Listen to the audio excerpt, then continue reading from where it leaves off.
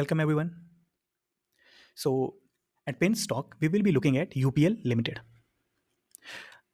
अगर आप लोगों ने आज का मार्केट देखा हो तो आज का जो टॉप लूजर था विद 11% ऑफ डाउनफॉल, 11% का डाउनफॉल देके ये कंपनी आज क्लोज हुई है एट द प्राइस ऑफ 474। ऐसा क्या हो गया इस कंपनी के अंदर कि इसको 11% का फॉल एक दिन में देना पड़ा? आइए हम लोग समझते हैं इस कंपनी के एनालिसिस में। हर कंपनी की तरह इस कंपनी में भी हम लोग 4 चीज़ें देखेंगे। वो 4 चीज़ें क्या है, स्टार्ट करते हैं फर्स्ट हिस्ट्री के साथ, then moving on to the fundamental और financials, then moving on to the technical part, हम इसको इसके टेक्निकल लेवल्स को देखेंगे, then moving on to the news flow and price forecast. Okay, ये 4 चीज़ें हम लोग इस वीडियो में देखने वाले हैं। चलिए स्टार्ट करते हैं आज का session. So before moving on, I like to request whosoever is watching this video, please subscribe our channel. So let's start. चलिए अभी देखते हैं यूपीएल को। हिस्ट्री की अगर बात करें तो ये company in the year of 2006 launch हुई थी। मार्केट में सेकेंडरी मार्केट की बात कर रहा हूँ, इंसेप्शन की बात नहीं कर रहा हूँ। ये कंपनी बहुत पहले आई थी। अगर मैं बात करूँ सेकेंडरी मार्केट में, इसका जो इंसेप्शन हुआ था वो 2006 में हुआ था। और आप अगर देखेंगे चार्ट्स में 2006 से लेकर 2023 तक ये कंपनी 100 रुपये से 800 रुपये तक टच करके आ चुकी है। 800 के लेवल को टच, उसके ऊपर ही जा चुकी है एक्चुअली। और अगर आप देखें स्टार्टिंग फेज इसका बहुत ही एक कंसोलिडेटेड फेज था जो 2006 से 2013 तक चला। इस ईयर में इस कंसोलिडेशन में इस स्टॉक ने एक सर्टेन लेवल को क्रॉस नहीं किया था, बट 2013 में जैसे ही इसने क्रॉस किया एक बहुत अच्छा टॉप बनाया और लगातार हर साल एक टॉप पे टॉप बनाती गई। अगेन 2019 तक इस कंपनी ने अच्छा टॉप बनाया, देन कोरोना ने सभी को डाउन किया तो इस कंपनी में भी एक अच्छा खासा फॉल आया जिसने एक अच्छे खासे बॉटम को 238 को टच किया। ओके, देन वापस रिकवरी आई और 2021 में इस स्टॉक ने एक अपना हाई पॉइंट टच किया जो था 860 लेवल। ओके, ये उसके अराउंड पे गया। After that this stock have started showing fall, मतलब उसके बाद से स्टॉक ने तो अच्छा खासा फॉल देना स्टार्ट कर दिया। और अगर मैं बात करूं उसके टॉप से अभी तक ये स्टॉक 45% फॉल दिखा चुका है। ओके, तो ऐसा क्या हुआ इस कंपनी के अंदर कि लगातार इतना ज़्यादा फॉल, जबकि सन 2013 से अभी तक इस कंपनी ने इतना कोई बड़ा फॉल दिया नहीं था। चलिए आइए इसको समझते हैं। हिस्ट्री तो आप लोगों ने देख ही ली इसकी कैसी है, कितना फॉल था। आइए बात करते हैं इसके फाइनेंशियल्स की। फाइनेंशियल में स्टार्ट करने से पहले मैं आपको बता दूं ये कंपनी काम करती है agro and non agro activities में। क्या वो चीज़ें हैं आइए देख लीजिए। ये है crop protection, seeds, non agro products and unallocated कुछ होगा, बट नॉन एग्रो प्रोडक्ट्स हो गए इनके। सीड्स में ये लोग काम करते हैं, क्रॉप के प्रोडक्शन में कहाँ कहाँ काम करते हैं इस टाइप का बिजनेस। ये जो अपने प्रोडक्ट्स हैं इनके कहाँ कहाँ बिकते हैं, सबसे ज़्यादा इनका जो प्रोडक्ट बिकता है वो है लैटिन अमेरिका में। देन बात करें तो कौन सी जगह, दूसरी जो जगह है वो रेस्ट ऑफ द वर्ल्ड, मतलब ऑल ओवर वर्ल्ड में बाकी अदर अदर कंट्री जो छोटी मोटी हैं उनमें बिकता है। उसके बाद जो थर्ड नंबर पे आती है वो है नॉर्थ अमेरिका, उसके बाद Europe and the fourth is the India. मतलब इंडिया में इनका बिजनेस थोड़ा कम है बट ये आउटर एक्सपोर्ट में ज़्यादा है। ओके, तो चांसेस हैं कि बाहर की जो कंपनीज़ हैं जिस देश में भी ये लोग सेल करते हैं उस देश की जो कंपनीज़ हैं उन्होंने प्रोडक्ट्स बनाने स्टार्ट कर दिए होंगे शायद, और इनकी सेल्स वगैरह डाउन हुई होगी। आफ्टर 2020 आप सभी जानते हैं कि हर देश ने कोशिश किया है कि हर चीज़ उन्हीं के देश में बिल्ड या फिर मैन्युफैक्चर हो। ये कुछ रीज़न हो सकते हैं, चलिए वो समझेंगे जब हम लोग इसके फाइनेंशियल्स को या फिर इसकी स्टेटमेंट देखेंगे तो हमें पता चल जाएगा क्लियरली। और न्यूज़ फ्लो से तो और बहुत क्लियर हो जाएगा क्या वो रीजंस है। Now moving on to the dividend part. Sorry, हम लोग उससे पहले फंडामेंटल्स देख के वैल्यूएशंस देखते हैं। इस कंपनी की वैल्यूएशन क्या है, हम लोग डायरेक्टली नीचे आ गए थे, हमने इसकी ओनरशिप मिस कर दी है। ओनरशिप को पहले बात कर लेते हैं। ओनरशिप की अगर बात करें तो इस कंपनी ने ओनरशिप 68% की है। फ्री फ्लोट है ये शेयर्स, मतलब ये मार्केट में अवेलेबल है। 68% इस कंपनी का हिस्सा, only 31% is held by the company. अगर मैं बात करूँ वैल्यूएशन की, यहाँ पे आपको समझ में आ जाएगा इस कंपनी का क्या हो रहा है गेम। इसकी अर्निंग्स खत्म हो गई हैं, मतलब इस कंपनी ने इस साल में कोई कमाई नहीं की है, मतलब ये कंपनी अभी नेगेटिव हो गई है फ्लो में। तो ये वो कारण दिख रहा है जिसकी वजह से शायद इसमें मार्केट ने इसको नेगेटिव वैल्यू दे रहा है। सेल्स की बात करूँ, सेल्स के मुकाबले करंटली जो रेशो है सेल्स का और PS price to sales ratio है, मतलब मार्केट में जो प्राइस चल रहा है 474 का, वो 0.88x है।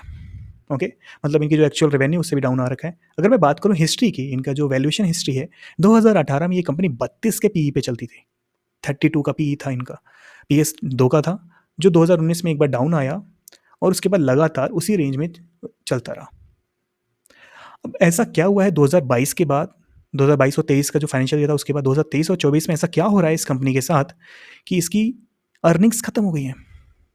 या तो कॉस्ट में इंक्रीज हुआ होगा, कॉस्ट बढ़ी होगी बहुत हैवीली, या लेबर या फिर मैन्युफैक्चरिंग पार्ट, वो हमको इसके जब हम लोग फाइनेंशियल बुक्स देखेंगे वो हमें समझ में आएगा।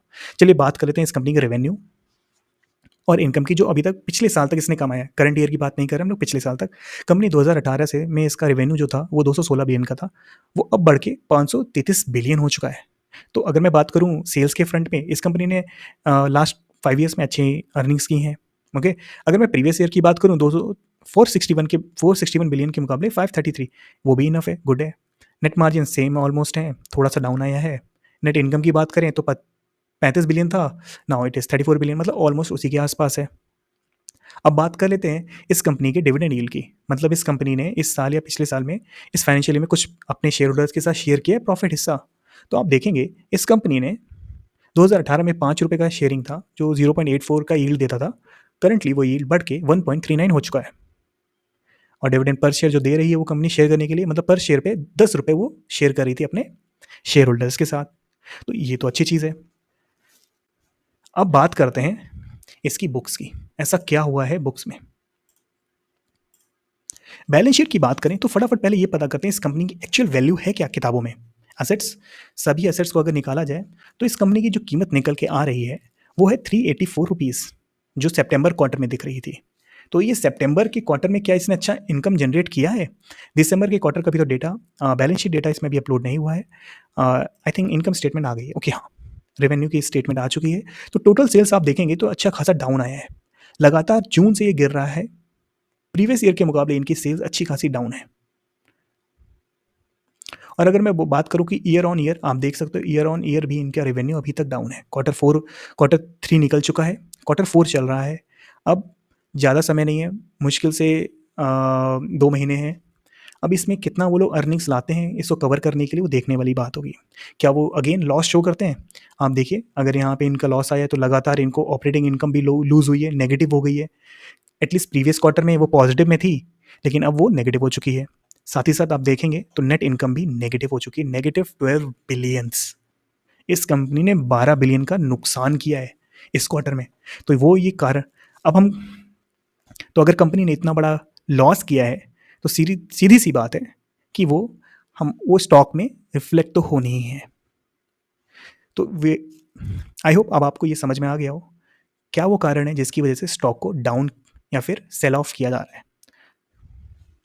अगर इस कंपनी की ग्रोथ इसी तरीके से रही डाउन साइड में, तो ये कंपनी जल्द ही अपने वैल्यू से भी नीचे चली जाएगी।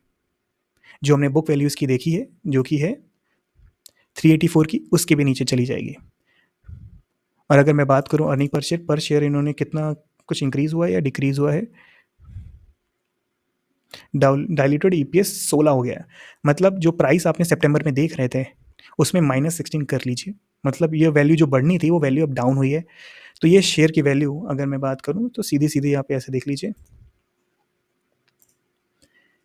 कि क्वार्टरली में 384 वैल्यू थी, तो ₹16 उड़ा दिए हमने, तो अब इसकी वैल्यू वापस आ गई है ₹68। मतलब अगर मैं बात करूं, अगर हम इसमें से वो ₹16 हटा देते हैं तो इसकी वैल्यू निकल के आ जाती है 368 के अराउंड।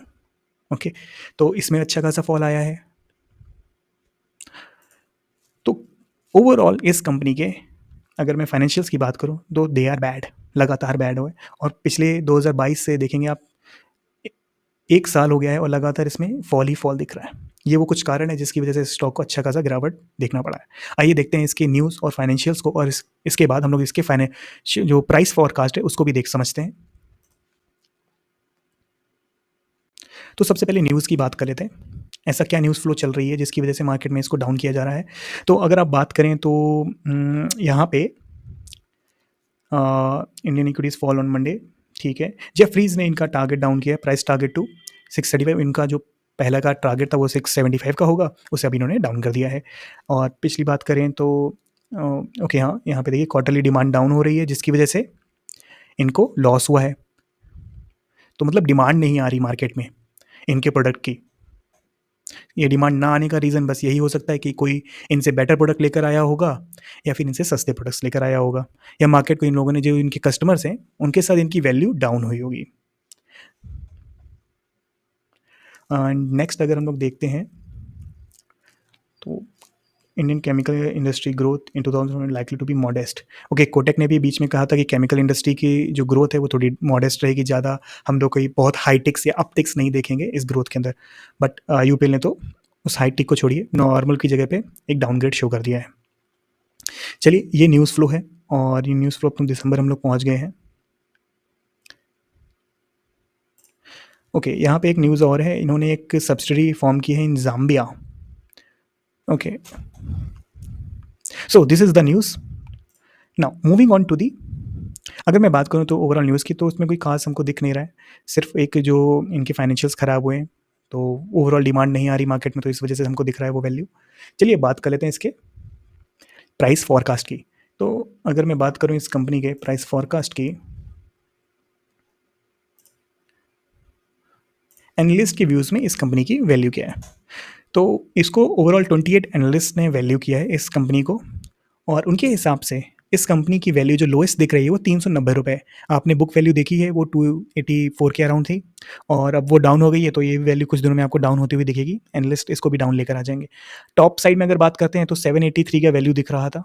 ओके, हाईएस्ट वैल्यू 783 अभी तक दिख रही है, तो ये कुछ दिनों में चेंज होगा डेटा। बात करते हैं ईपीएस की।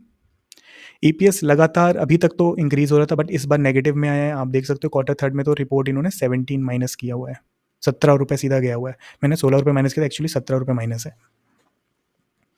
अगर बात करते हैं इनके क्वार्टर फोर्थ में एस्टिमेट जो रेवेन्यू जनरेट होंगे, वो उम्मीद तो ये लोग कर रहे हैं कि 162 बिलियन होंगे, और आप देख रहे हो जिस तरीके से इसमें लगातार इनके जो रेवेन्यू का एस्टिमेट है उसके नीचे ही इनके एक्चुअल रिपोर्टिंग हो रही है। तो दिस शोज़ की भाई कंपनी थोड़ा थोड़ा धीमे धीमे डाउन साइड में जा रही है। रीज़न आपको पता ही चल गया कि डिमांड डाउन चल रही है। ये कंपनी अपने प्रोडक्ट्स को भी सेल नहीं कर पा रही है। इनको या तो न्यू अल्टरनेटिव वेज सोचने पड़ेंगे इस कंपनी को ग्रो होने के, अदरवाइज ये कंपनी लगातार डाउन हमें आती हुई दिखती रहेगी। बिकॉज जो शॉर्ट सेटल्स होते हैं वो कोई ना कोई एक नेगेटिव पॉइंट ढूंढते हैं, जिस या फिर कोई एक ऐसा वीक पॉइंट जिससे कंपनी दिखे कि डाउन साइड में जा रही है। चलिए अब बात करते हैं लेवल्स की। बहुत इंपॉर्टेंट चीज़ है, फाइनली हम लोग बात करेंगे अब लेवल्स की। ऐसे वो कौन से लेवल हैं जहाँ पे ये स्टॉक एक्चुअली खरीदा या फिर बेचा जा सकता है। तो हमारे ACT टूल के हिसाब से अगर हम मंथली पे चार्ट लगाते हैं तो एक जो सेलिंग स्टार्ट हुई थी वो 709 या 710 के अराउंड पे, ये ऊपर का सप्लाई एरिया बन जाएगा हमारा। अगर हम बात करते हैं डेली के ऊपर, ऐसी कौन सी जगह है जहाँ पे इसमें एंट्री की जा सकती है, तो आप डेली पे देखेंगे जो लेवल निकल के आ रहा है वो 420 अपर साइड में, और नीचे के साइड में अगर बात करूँ 409 रुपये। ये वो लेवल है जो हमको आगे आने वाले दिनों में दिख सकता है। तो जो लोग अभी इस स्टॉक में एंट्री करने का प्लान कर रहे हैं तो कुछ दिनों के लिए रुक जाइए, आपको नीचे का लेवल 420 के अराउंड आता हुआ दिख जाएगा। अगर मैं बात कर लेता हूँ वीकली पे, क्या वीकली पे कोई अच्छा वैल्यू दिख रहा है? वीकली पे तो और थोड़ा डाउन साइड में दिख रहा है, दैट इज़ अराउंड 338 एंड 309। यही वो लेवल होगा जहाँ पे जाके ये स्टॉप करेगा 330 से 340 से 307 रुपये के बीच में। तो हायर टाइम फ्रेम वाला ही बेटर है। लोअर टाइम फ्रेम पे तो डेली पे आप देखेंगे एक लेवल तो है, वहाँ स्टॉपेज जरूर आएगा, वहाँ से एक थोड़ा रिबाउंड भी आ सकता है। वो डिपेंड करता है कि नेक्स्ट क्वार्टर कैसा है। अगर क्वार्टर वो खराब होगा तो 400 का लेवल भी हमें टूटता हुआ दिखेगा। तो इस स्टॉक में अगर आप सेल करना चाहते हैं तो सेल करके आप लगातार चल सकते हैं। बात करते हैं कौन सा ऐसा छोटा लेवल होगा जिसके ऊपर सेलिंग का स्टॉप लॉस रखा जा सकता है।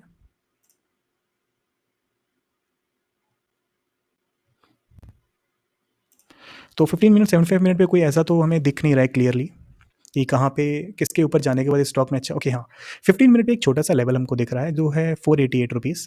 488 के ऊपर अगर हमको सेटल होता हुआ ये स्टॉक दिखेगा तो शायद थोड़ा रिकवरी आएगी, बट मुझे लगता नहीं कि ये 488 के ऊपर सेटल होता हुआ दिखेगा भी, क्योंकि जिस तरीके के फॉर्मेशन इसके अंदर बने हैं तो ये स्टॉक जो लेवल मैंने आपको दिखाया था डेली के ऊपर 422 रुपीज़ के आसपास जाने के लिए रेडी है विदाउट एनी डाउट। ये वहाँ तक तो ज़रूर जाएगा। और अगर बात कर लेते हैं हायर टाइम फ्रेम की, तो एक सपोर्ट हमको 460 के अराउंड, मतलब थोड़ा स्पीड थोड़ा डाउन होगा 460 पे, क्योंकि 440 पे सपोर्ट है, तो 460 पे एक बार आके थोड़ा रुकेगा, फिर उसका धीमे से 440 टच भी कर जाएगा। These are all the level जो हमें यूपीएल के अंदर दिख रहे हैं।